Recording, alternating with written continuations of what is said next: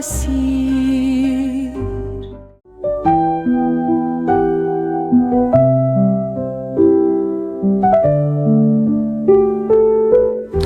ஆண்டவரின் திருவுடல் திருரத்தப் பெருவிழா.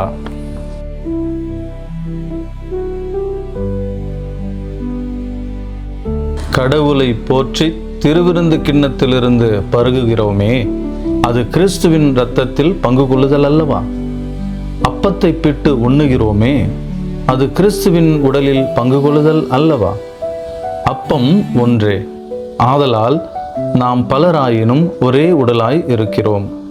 ஏனெனில் நாம் அனைவரும் அந்த ஒரே அப்பத்தில்தான் பங்கு கொள்கிறோம்.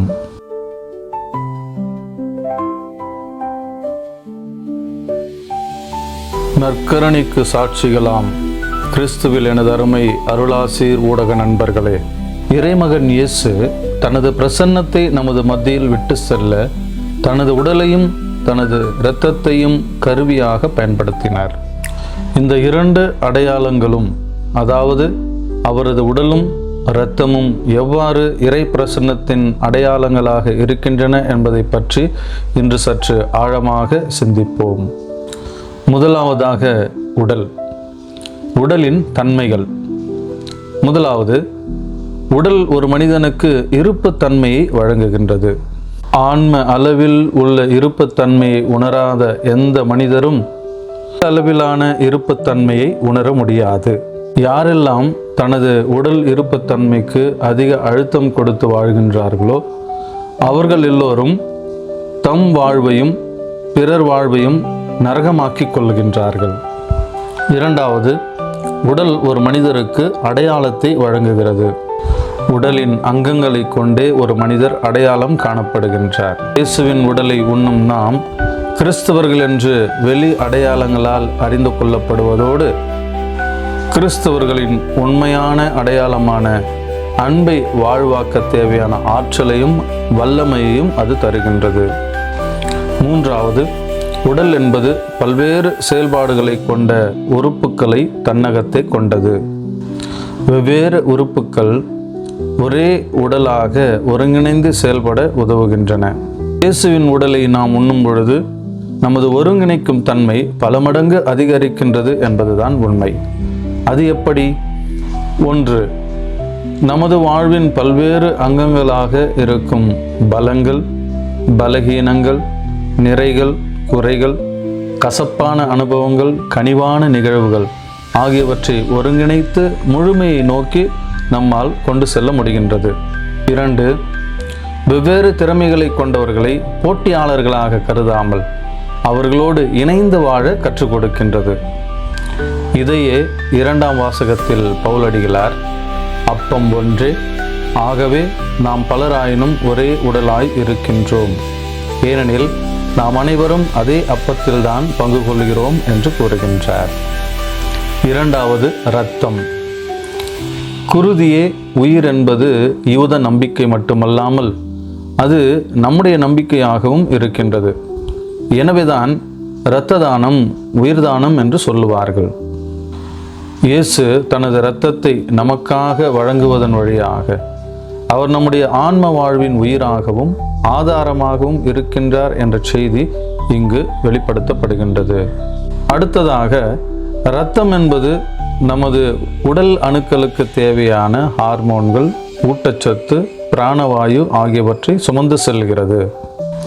அதே போல இயேசுவின் இரத்தமும் நம் அகவாழ்வை உயிரோட்டமாகவும் வளமையாகவும் வைத்துக்கொள்ள தேவையான கொடைகளை தாங்கி வருகிறது.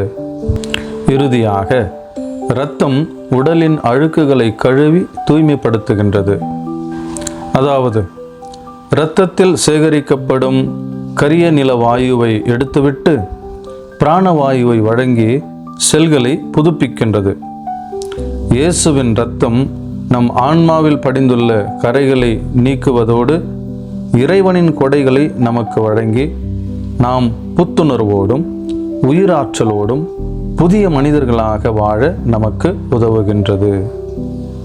எனவே இயேசுனுடைய உடலும் இரத்தமும் நமது உடலுக்கு உணவாக இருக்கின்றது என்று சொல்லுவதை விட நமது ஆன்மாவிற்கு உணவாகவும் பானமாகவும் உயிராகவும் ஊட்டச்சத்தாகவும் இருக்கின்றது என்பதுதான் சரி. நமது ஆன்மா உயிர் வாழ ஆண்டவரின் இந்த அழியா உணவை பெற்று மகிழ்வோம்.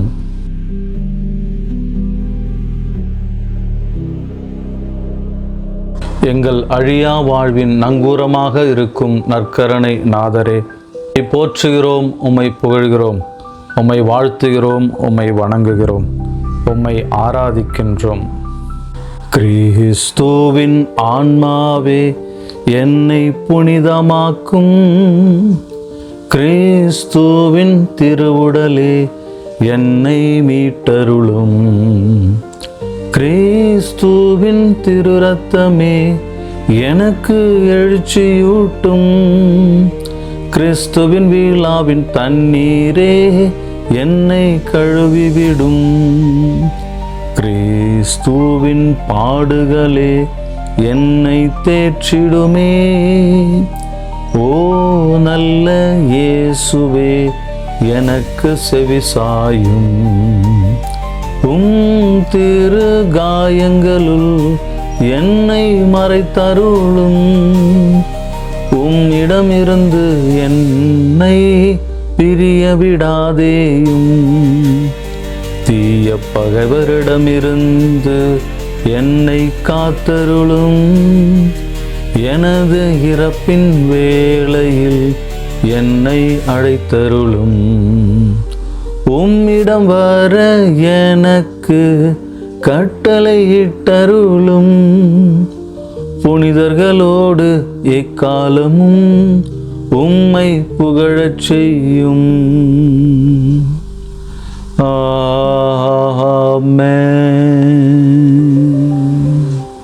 நலன்களை எல்லாம் நல்கும் நற்கருணை நாதரே, இன்றைய நாளை சிறப்பித்து மகிழ்ந்து கொண்டிருக்கின்ற சென்னையை சேர்ந்த திருமதி எப்சிபா, திரு ஷஜி, திருமதி உஷா இவர்களை நிறைவாக ஆசிர்வதியும்.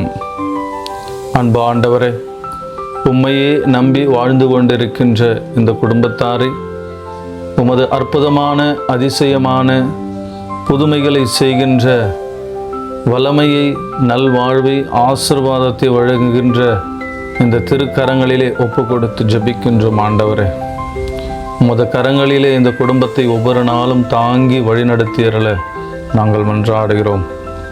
இதோ இந்த நாள் வரை நல்ல உடல் உள்ள சுகத்தை தந்து, பாதுகாப்பை, பராமரிப்பை தந்து, ஒரு குடும்பமாக இணைந்து வாழுகின்ற துன்பங்களிலும் இன்பங்களிலும் இவர்களுக்கு துணையாக இணையாக இருந்து, வீழுகின்ற பொழுது எழுப்பிவிட்டு தட்டி கொடுத்து உற்சாகப்படுத்தி இவர்களை ஒவ்வொரு நாளும் வழி நடத்தினீரே. அன்பு ஆண்டவரே, அந்த வரங்களுக்காக இந்த நாளிலே நாங்கள் உமக்கு நன்றி செலுத்துகிறோம்.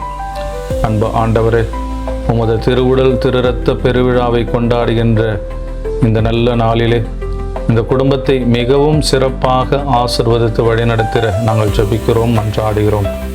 எங்களுடைய அன்பு சகோதரி திருமதி எப்சிபா அவர்களை நிறைவாக ஆசீர்வதியும். அவருக்கு நல்ல உடல் உள்ள சுகத்தை, நலத்தை தாரும் ஆண்டவரே. இதோ குடும்பத்திலே வருகின்ற பிரச்சனைகள், தடைகள் இவற்றின் மூலம் கண் கலங்கி நிற்கின்ற இந்த வேளையிலே அன்பு ஆண்டவரே, அவருக்கு நீரே தைரியத்தை சொல்லி வாழ்க்கையிலே வருகின்ற தடைகளை எல்லாம் அகற்றி, அன்பு ஆண்டவரே, நீர் அவருக்காக உறுதியாக அவரோடு இருந்து கரம் பிடித்து வழிநடத்தி கொண்டிருக்கின்றீர் என்கின்ற ஒரு தைரியத்தை, ஆற்றலை அவருக்கு கொடுத்து, அவருடைய கண்ணீரை எல்லாம், துன்பத்தை எல்லாம், வேதனைகள், கஷ்டங்கள், பாரங்கள் அனைத்தையும் அகற்றி மகிழ்ச்சியான, சந்தோஷமான ஒரு நிறைவான வாழ்க்கையை அவருக்கு தந்து வழிநடத்திட நாங்கள் ஜெபிக்கிறோம், மன்றாடுகிறோம். அன்பு ஆண்டவரே, இந்த நல்ல வேளையிலே திரு ஷஜி, திருமதி உஷா இவர்கள் இருவரையும் உமது திருக்கரங்களிலே ஒப்பு கொடுத்து ஜெபிக்கின்றோம். ஆண்டவரே, இது உமது விருப்பம், உமது திருவுளம். இவர்கள் இருவரையும் திருமண உடன்படிக்கையிலே இணைத்து வைத்தீரே. திருமணம் என்கின்ற இந்த அருட்சாதனத்தின் வழியாக இவர்களை ஆசிர்வதித்தீரே. அன்பு ஆண்டவரே, இந்த மாபெரும் கொடைக்காக நாங்கள் உமக்கு நன்றி செலுத்துகிறோம். எத்தனையோ பேர் இப்படி திருமணம் நடந்து நல்ல முறையில் வாழ வேண்டும் என்று முயற்சி செய்தும் அது நடக்காமல் இருக்கின்றது. ஆனால் அற்புதமான அதிசயமான ஒரு வரத்தை இந்த 2 தம்பதியருக்கும் தந்திருக்கின்றீரே, இதற்காக நன்றி செலுத்துகிறோம் ஆண்டவரே. அன்பு ஆண்டவரே, திருமண உடன்படிக்கையில் உமது விருப்பத்தின்படி இணைத்து வைத்த நீர் இதோ இன்று வரை அந்த திருமண பலனை அனுபவிக்க முடியாமல் தவித்து கொண்டிருக்கின்ற அந்த தம்பதியருக்கு மிக விரைவில் ஒரு நல்ல செய்தியை, ஒரு நலமான சுகமான செய்தியை தந்து இவர்களையும் இவருடைய குடும்பத்தாரையும் ஆசீர்வதிக்க நாங்கள் ஜெபிக்கிறோம் ஆண்டவரே. மிக விரைவில் உமது அருளாலும் ஆசீர்வாதத்தாலும் இவர்களுடைய இந்த திரு கரங்களிலே ஒரு குழந்தையை பற்றி கொண்டு அந்த குழந்தையை பெற்றுக்கொண்ட மகிழ்ச்சியில் திளைத்திருக்க செய்வீராக. அதனுடைய ஆசீர்வாதங்களை முழுமையாக நீர் இவர்கள் இருவர் மீதும் பொழிவீராக. ஆபிரகாமையும் சாராளையும் ஆசீர்வதித்தது போல, யாக்கோபையும் ரேச்சலையும் ஆசீர்வதித்தது போல, அன்னை மரியாளையும் சூசையப்பரையும் ஆசீர்வதித்தது போல நீர் இந்த குடும்பத்தையும் ஆசீர்வதிக்க நாங்கள் ஜெபிக்கிறோம் ஆண்டவரே. அந்த குடும்பங்களிலே நீர் நிறைவான குழந்தைகளை பெறச் செய்தீர். இதோ இந்த குடும்பத்திலும் ஆபிரகாமுக்கு வாக்களித்தது போல, வானத்து நட்சத்திரங்களைப் போல, கடல் மணலைப் போல இவருடைய சந்ததியை நீர் பெருகச் செய்ய இதோ இந்த நேரத்தில் ஜெபிக்கிறோம் ஆண்டவரே. நீர் கொடுத்த அந்த வாக்குறுதியை இதோ இந்த குடும்பத்திலே நிறைவேற்றி அடுத்த வருடம், அடுத்த நாட்களிலே, வருகின்ற நாட்களிலே அன்பு ஆண்டவரே, இதோ இன்று நாங்கள் ஜெபிக்கின்ற அந்த ஜெபத்தை கேட்டு இந்த குழந்தை பெறுவதற்கு எதிராக இருக்கின்ற எல்லா தடைகளையும் நீக்கி அன்பு ஆண்டவரே, அந்த சகோதரியினுடைய கர்ப்ப பாகத்தை நிறைவாக ஆசீர்வதித்து அதை நீர் தொட்டு தூய ஆவியானவரின் பிரசன்னம் கொண்டு நிறைக்க அன்பு ஆண்டவரே, குழந்தை பெறுவதற்கான எல்லா சூழ்நிலைகளையும் ஏற்படுத்தி தந்து நீர் சிறப்பாக அவர்களை வழிநடத்துவீராக. அன்பு ஆண்டவரே, இந்த குடும்பத்தில் மகிழ்ச்சியை, சந்தோஷத்தை, சமாதானத்தை நிறைவாக தருவீராக. இதோ இந்த குடும்பத்திலே பணி செய்ய செல்லுகின்ற ஒவ்வொருவரையும் நிறைவாக ஆசீர்வதியும். அவருடைய அலுவலகங்களில் செல்லுகின்ற பொழுது அவர்களுக்கு முழுமையான பாதுகாப்பை, பராமரிப்பை தாரும் ஆண்டவரே. அவருடைய பயணங்களை நிறைவாக ஆசீர்வதியும். அந்த பயணங்களில் எந்தவித விபத்துக்களோ ஆபத்துக்களோ ஏற்படாமல், எந்த தீய சக்தியும் அவர்களை அணுகாமல் உமது தூதர்களுக்கு கட்டளையிட்டு நீரே அரணாக, கோட்டையாக இருந்து இவர்கள் இருவரையும் இந்த குடும்பத்தாரையும் பாதுகாத்து வழிநடத்திட நாங்கள் ஜெபிக்கிறோம், மன்றாடுகிறோம். இந்த குடும்பத்திற்கு நல்ல எதிர்காலத்தை தாரும் ஆண்டவரே. வளமையான, சந்தோஷமான, மகிழ்ச்சியான ஒரு எதிர்காலத்தை தந்து இவர்களை சிறப்பாக உமது பிரசன்னத்தின் வழியாக அவர்களை வழி நடத்தும். எல்லாமல்ல இறைவன் இந்த குடும்பத்தாரை நிறைவாக ஆசீர்வதியும். தந்தை, மகன், தூய ஆவியாரின் பெயராலே ஆமென். Praise the Lord. இயேசுவுக்கே புகழ், இயேசுவுக்கே நன்றி. மரியே வாழ்க.